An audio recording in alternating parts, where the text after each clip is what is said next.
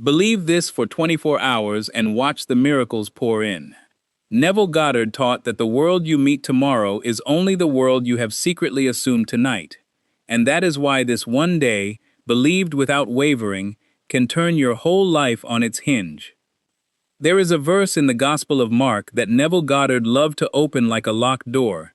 It reads, "What things soever ye desire, when ye pray, believe that ye receive them, and ye shall have them." That is Mark chapter 11, verse 24. And Neville would stop you right there and say, "Do you see it? The verse does not say believe after the evidence arrives. It does not say wait until the doctor's report changes, or the bank account fills, or the phone finally rings. It says believe now. Believe first. Believe while the outer world still denies you completely, and only then shall ye have them. The receiving is the fruit, the believing is the root, and you cannot pick fruit from a root you never planted. You have been taught your whole life to trust the report of your eyes, and call that wisdom, to believe only in what can already be measured and touched and proven. But the eye was never appointed the judge of truth, imagination was. And so long as you wait for proof before you believe, you have the whole process turned backward. And that backward believing, that quiet insistence on evidence first, is the very thing standing between you tonight and the miracle you have been begging heaven for, since I do not know how long. So let us turn it around together right now. In your own words, in the present tense, as though it is already true, because it already is true the moment you assume it. Say it with me. I am the one for whom the miracle has already happened. I am living now inside the answered prayer. Imagination creates my reality. And again, I am the one for whom the miracle has already happened. I am living now inside the answered prayer. Imagination creates my reality. If something in you just went quiet when you said that, if some old tight place loosened even a little, then go to the comments right now and type the 2 words, "It's done." Let it be your seal. Let it be the mark you leave for your own future self to find. And because tomorrow's teaching is only going to build on what you plant today, stay close and subscribe now, so the next word finds you the moment it arrives. The first key is this: believe it is already done, not believe it is coming. Not believe it is close, not believe it is on its way, if you are patient and good and deserving enough, but believe it is finished, complete, settled. Because Neville Goddard taught that the state you desire already exists, fully formed in the vast inner world of imagination, waiting there the way a room waits in a house you simply have not yet walked into, and your only task, your entire task, is to occupy that room as your own address. Not to build it, not to earn it, only to move in and live there as though you had never lived anywhere else. Think of a woman waiting on a letter of acceptance. She checks the mailbox 10 times a day. She refreshes her email before her coffee has even cooled. She tells herself she believes it is coming, and she does believe it, sincerely. But do you see what that word coming has quietly done to her? It has kept the letter forever out ahead of her, always approaching, always almost here, always one more day away. And a day that is always almost here never actually arrives, because she has unknowingly assumed the waiting itself, and imagination, faithful servant that it is, has simply given her more of exactly that, more waiting, dressed up as hope. Now picture the shift, not a louder hope, not a more desperate hope, but an entirely different posture. She closes her eyes, and instead of imagining the mailbox, she imagines holding the letter itself. She feels the paper between her fingers. She sees her own name printed there in black ink beneath the golden letterhead. She is not watching this from a distance. She is inside it. She is the one for whom it happened. And something in her shoulders drops that had been tight for weeks. Something in her breathing changes. She no longer walks through her kitchen like someone rehearsing a request. She walks through it like someone quietly carrying good news she has not told anyone yet. And this, Neville said again and again, is the whole of the working. because the outer world is only ever mirroring back the one who is doing the assuming, and it has no choice, none at all, but to slowly rearrange itself around this new and settled believing. So for these next 24 hours, stop saying it is coming, retire that phrase completely, and start speaking and thinking and moving as the one to whom it has already come. Let your desire be, this hour, not a hope on the horizon but a fact already living quietly inside you, finished, whole, requiring nothing further from you but to rest in it. My desire is fulfilled right now in me. The second key is this: feeling is the secret. Because Neville Goddard taught that it is never the words you say that move heaven, it is the feeling behind them. And this is the very point where so many sincere people quietly fail without ever knowing why. They learn the technique, they say the right sentence in the right tense, they even smile while saying it, and still nothing shifts, because the feeling underneath the words never changed at all. It is not the sentence that prays. It is the state you are standing in while you say it. Think of a man rehearsing a phone call he is dreading. He says the calm words in his head, "Well, everything is fine. It will work out." But his stomach is tight, his jaw is clenched, his breathing is shallow, and that tightness, not the pleasant words riding on top of it, is what he is actually assuming. That tightness is his real prayer, and it is the tightness that gets answered. Because imagination does not read your vocabulary, imagination reads your feeling. It always has, it always will.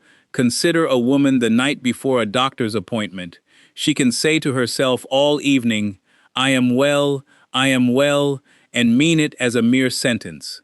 But if underneath those words her chest is still tight with dread, if she is still quietly rehearsing the bad news before it has even been spoken, she has not assumed wellness at all.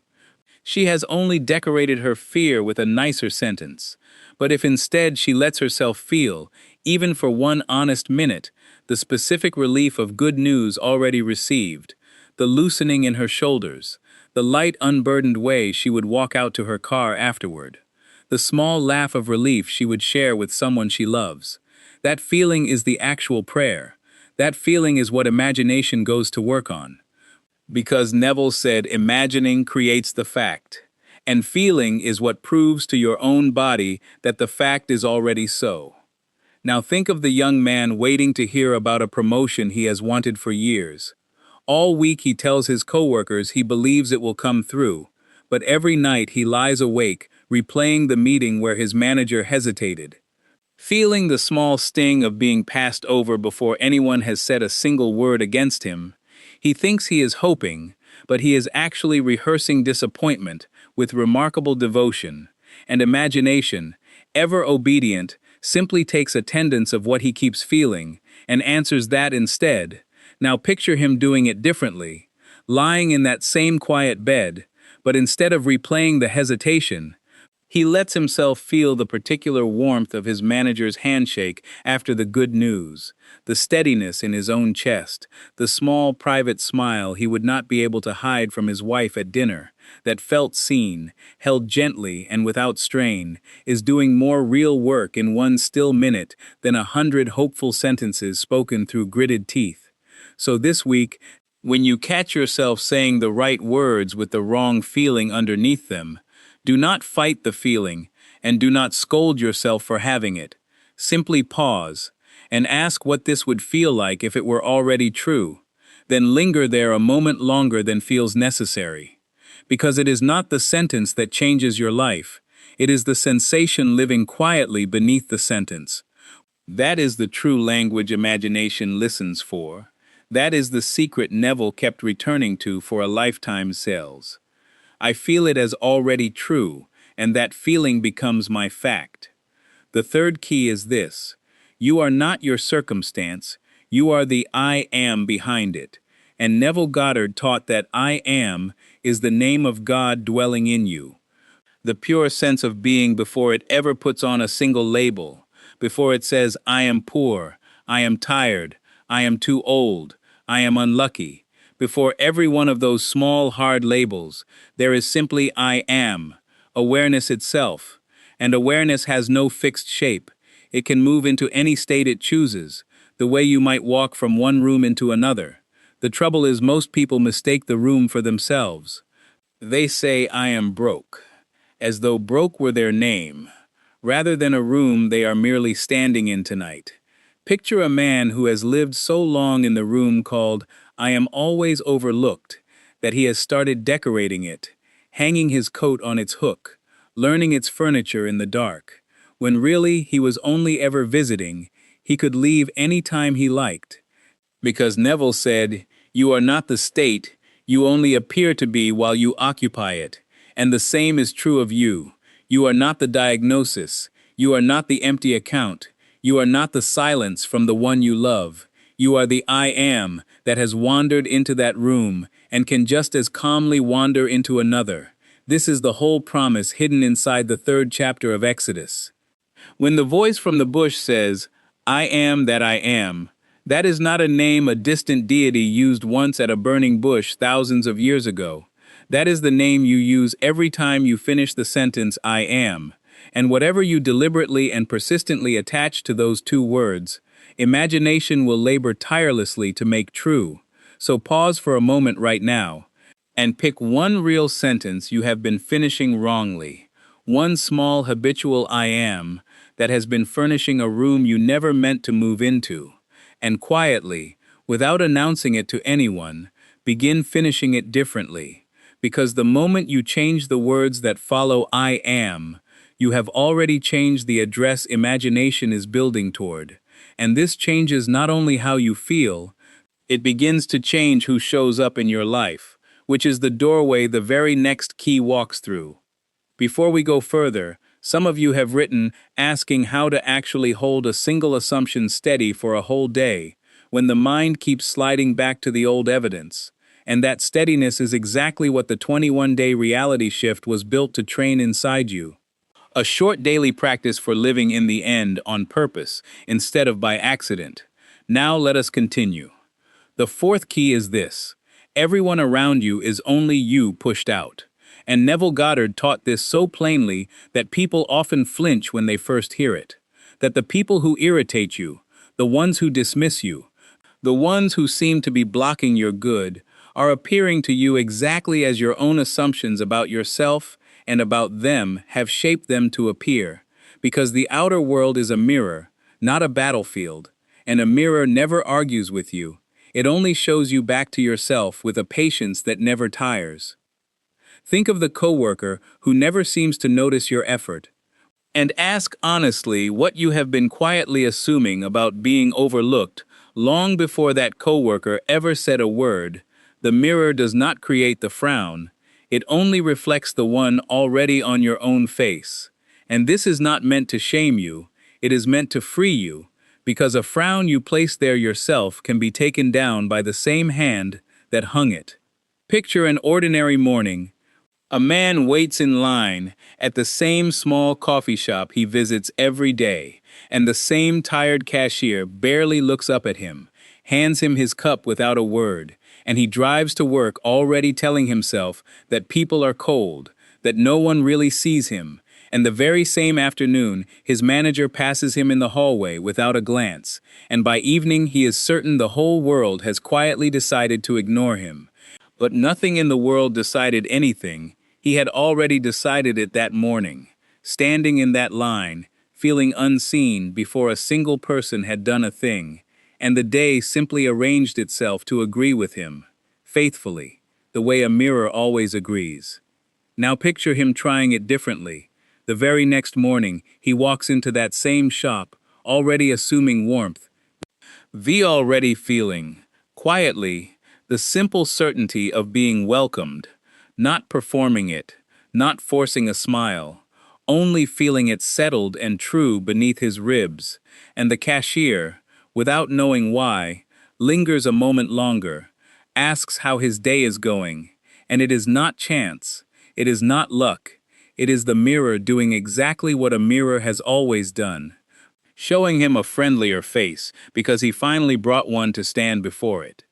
Pause for a moment and pick one real person in your life who has been playing a difficult part for you, and ask, gently, honestly, what have I been assuming that required them to act this way? Because the moment you revise that private assumption, you are not changing them, you were never fighting them at all. You are only changing the self that stands in front of the glass. And here is the mercy hidden inside this teaching. Since the world owes you nothing it did not first receive from your own imagination, you are never at its mercy. You are only ever at your own max. It is not the other person who must change first. It is the assumption you hold that must change first.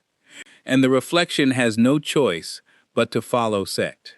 I am the one whose good comes easily. Now, sit with that for a moment before we move on. And while you are sitting there, let me ask you plainly to stay close to this channel. Because if what you have heard tonight has touched something real in you, tomorrow's teaching will carry you even further. So take a breath. And if you have not yet subscribed, let this be the moment you do, simply so the next word finds you the moment it is ready. The fifth key is the deepest one, and it asks more of you than any of the others. So let us walk it slowly in pieces, the way Neville himself would circle a single truth from several sides until it finally became unmistakable. Because this is the key that separates the one who merely visits the teaching from the one who actually lives inside it. And if you have ever wondered why some prayers seem to answer themselves overnight, while others linger for years unanswered, though prayed just as sincerely, the difference was never the size of the desire, it was always this key: turned or left unturned. First, consider persistence, because Neville Goddard taught that a single sincere assumption, held for one quiet evening, can indeed produce a miracle, but that most people abandon the assumption within minutes of making it. They affirm the wish fulfilled at night, and by breakfast they are already rehearsing the old lack out loud to the mirror, already telling a friend how impossible the whole situation is. And imagination, which has no opinion of its own, simply obeys whichever assumption is repeated with the most conviction. So if you affirm the end for 5 minutes and then spend the other 23 hours and 55 minutes silently affirming the lack, guess which assumption imagination is going to honor? Picture an ordinary Tuesday to see how easily this happens. At 7 in the morning, you assume the wish fulfilled with real feeling. By 8, you are scrolling messages, and a bill reminder tightens your chest, and quietly you assume lack again without even noticing the switch. By noon, a friend asks how things are going, and you sigh and describe the very problem you claim to have released. By 4, the old worry returns while you wait in traffic and you rehearse it in detail. And by the time night comes, you wonder why the day felt no different. But the day was not neutral. The day was full. It was simply full of the old assumption wearing a dozen small disguises. This is why Neville insisted that the day matters as much as the night, that revision matters as much as affirmation, that you must catch yourself mid-sentence when the old complaint rises and gently, without drama, replace it, not with denial of the facts, but with a quiet, inward insistence on the truth you have chosen to live from instead.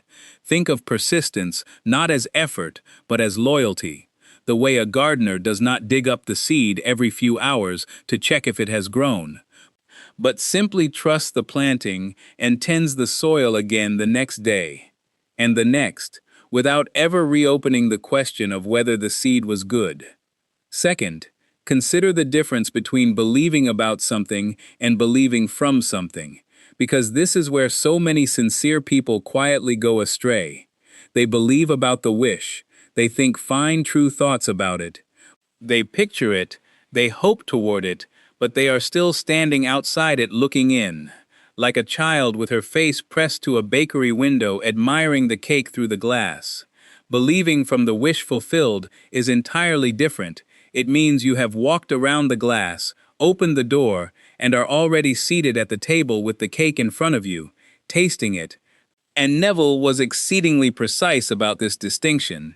He said, you must not think of the thing, you must think from it, from the assumption, from the end, from the finished state.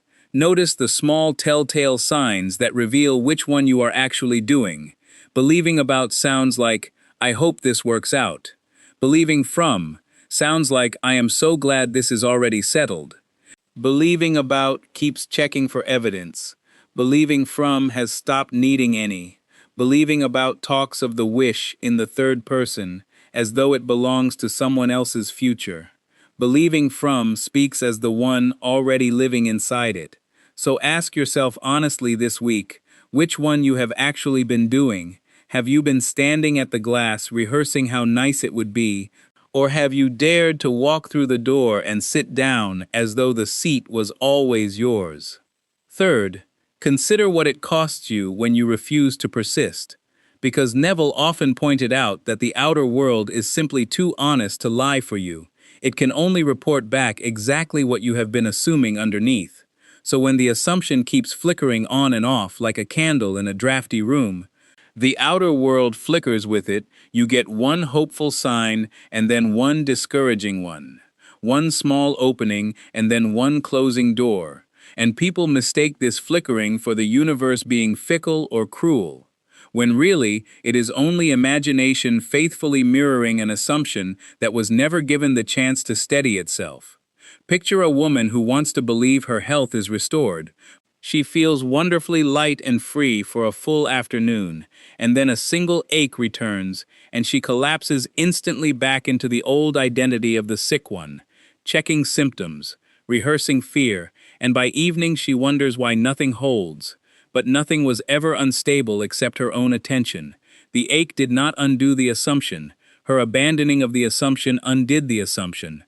And this is the quiet, unglamorous discipline Neville asked for. Not intensity, not perfection, simply the willingness to return, again and again, without shame, to the state you have chosen, the moment you notice you have drifted. Think of it as a compass needle that has been jostled. It does not sulk. It does not apologize for wobbling. It simply and immediately points true north again. That is all persistence has ever asked of you. Not a flawless day, only a returning heart. Fourth and last, consider what happens after the 24 hours, because a single sincere day of believing is enough to open the door. Neville always said, the moment of belief itself is timeless. It does not need repeating to have already worked. But the outer manifestation still travels through what looks like ordinary time to reach you. And this is exactly where people lose faith too soon. They believe beautifully for one day, nothing visible happens by evening, and they conclude the whole teaching failed, when in truth the assumption is already working exactly the way a seed is already working underground, long before a single green shoot breaks the surface. No one digs up a planted seed at midnight to scold it for not yet being a tree. And yet this is precisely what impatience asks of you when it demands proof before its appointed season. Your task was never to watch the soil. Your task was only to plant and then to walk away already grateful. So if today is your believing day, let tomorrow be your walking away day. Done. Decided. Finished within you. Regardless of what the eye has not yet been shown, I have planted my belief, and I walk away already grateful. The sixth key is this: let the miracle surprise you. Because Neville Goddard taught that the how is none of your business, and never was. Your only office is to assume the feeling of the wish fulfilled, and to persist in that assumption with the calm of someone who has already stopped negotiating with the universe. The moment you begin plotting the exact mechanism by which your good must arrive, which phone call, which person, which door, you have quietly stepped out of faith and back into the reasoning mind that can only work with what it has already seen before. But imagination is not limited to your past experience. It draws from a supply you have never met, and it delights in arranging your good through paths your reasoning mind would never have chosen and could never have engineered on its own. Think of a woman praying for a way to leave a job that has quietly worn her down for years. She assumes the feeling of already being free, already doing work that lights her up, And if she were left to her own planning, she would have spent every evening drafting resumes and rehearsing interviews, straining after the one door she can see. But instead, she simply holds the feeling and releases the mechanics entirely. And 3 weeks later, an old acquaintance she has not spoken to in a decade calls out of nowhere with an offer that did not exist yesterday. That door was never on her list, because her reasoning mind did not even know it was there. Only imagination knew. Imagination always knows 100 doors where the reasoning mind can only see one. So release the how completely tonight. The way you release a letter the instant it leaves your hand and enters the mail. You do not run alongside the mail truck insisting on directing its route. You trust the system enough to let go, and you do not sit by the window watching for it either, because watching is just worry wearing a patient face. Let your assumption go the same way, quietly, cheerfully, without a single tense muscle, and expect, simply, to be pleasantly surprised by the shape your good decides to take. This is where the miracles pour in, not through your engineering, but through your surrender. Believed for these 24 hours, and then released like that letter, mailed and forgotten. This is the whole of the working much. I let go of the how, and I welcome the surprise. Here is the whole picture. It is not proof first and belief after. It is belief first and proof follows. It is not you fixing your circumstance. It is you remembering you were never that circumstance to begin with. It is not the world doing something to you. It is the world faithfully mirroring what you have already assumed about yourself and about everyone in it. It is not one lucky affirmation at night. It is a whole guarded day of refusing to lay bricks on the old foundation. It is not straining to make it happen. It is planting the assumption in that soft, drowsy threshold and then simply walking away already grateful. And when you look closely, you see these 6 keys were never 6 separate things at all. They were 6 turns of the very same key, the key of assumption, turned a little further each time, until the door Neville Goddard spoke of his whole life finally swings open on its hinge. If you want to stop believing for one scattered day here and there and instead build this practice into the very shape of your life, the 21-day reality shift was made for exactly that, a short daily guided practice to help you live in the end on purpose, every single day, until it becomes simply who you are. It is available now for a gentle price, with a full and easy refund if it is not for you. The link is right in the description below, and if this is your moment, let it be the one you finally take right. I am the one for whom the miracle has already happened. I am living now inside the answered prayer. Imagination creates my reality. Believe this for these 24 hours, and watch, quietly, faithfully, the miracles pour in.